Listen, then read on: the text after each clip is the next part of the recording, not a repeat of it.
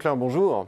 Bonjour Thibaut. Vous êtes senior manager chez Thalys Consulting, qui est membre de Square. Vous êtes senior manager au sein du pôle stratégie et management. Vous êtes par ailleurs cofondateur de la marque Impulse, dédiée à l'innovation, toujours chez Thalys Consulting. Alors, on va évoquer ensemble aujourd'hui les solutions en interne pour réduire les divergences entre le corporate et les intrapreneurs. Vous nous avez détaillé dans une première vidéo les freins qui empêchaient ces derniers d'innover. Alors, ces solutions en interne, à quoi est-ce que vous pensez exactement ? Alors Thibaut, il faut d'abord noter que beaucoup d'entreprises ont déployé des moyens, des ressources pour promouvoir l'innovation et dire juste on le fait. Avec pour objectif de se différencier bien évidemment ou tout simplement de rassurer les partenaires sur leur capacité à se renouveler.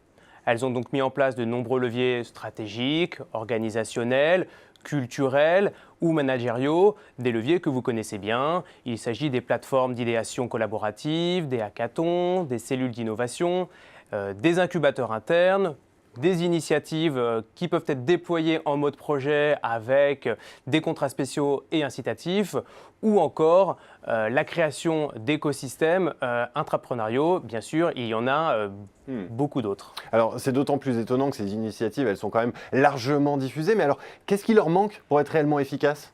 Eh bien, tout simplement, la capacité, je dirais, à motiver l'intrapreneur et donc à diffuser un mindset nouveau au sein de l'entreprise. C'est ce que nous voyons au quotidien chez nos clients et c'est ce qui n'est pas adressé ici.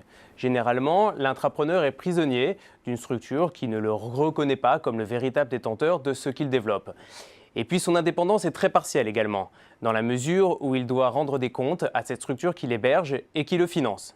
Enfin, la lourdeur des prises de décision vient impacter le time to market des projets qui perdent ainsi souvent un avantage compétitif certain. Alors, que faire face à ces limites ? Quelles sont vos préconisations ? Alors pour garantir la dynamique de l'innovation, nous sommes vraiment convaincus aujourd'hui qu'il faut impérativement changer le paradigme de l'intrapreneuriat et trouver de nouveaux leviers, mais cette fois beaucoup plus tournés vers l'externe.